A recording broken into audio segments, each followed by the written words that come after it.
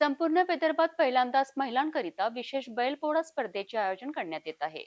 माजी राज्यमंत्री काँग्रेसच्या नेत्या आमदार यशोमती ठाकूर यांच्या संकल्पनेतनं 4 सप्टेंबरला तिवसा शहरात सकाळी 11 वाजता भव्य कार्यक्रमाचे आयोजन करण्यात येत आहे.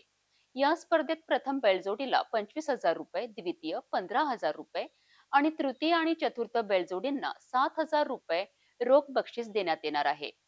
बैलपोळामधून सुंदर संदेश देणाऱ्या बैलजोडी सादर करणाऱ्या महिलांना सुद्धा 5,000 रुपये रोख स्मृतिचिन्ह देऊन सन्मानित करण्यात येणार आहे. आयोजित उत्सवात महिलांनी मोठ्या संख्येने सहभाग घ्यावा असे आवाहन सुद्धा आमदार यशोमती ठाकूर यांनी केले आहेत. नमस्कार मंडळी, दरवर्षीप्रमाणे यावर्षी देखील आपण महिलांच्या पोळ्याचा कार्यक्रम घेतो आहे. म्हणजे महिला शेतकरी, महिला दूरकरी असे सगळे जण त्या ठिकाणी असतात. आम्ही कोविडमध्ये फक्त नाही झाला, नाही तर दरवर्षी हा कार्यक्रम असतो, छोटेखानी असतो.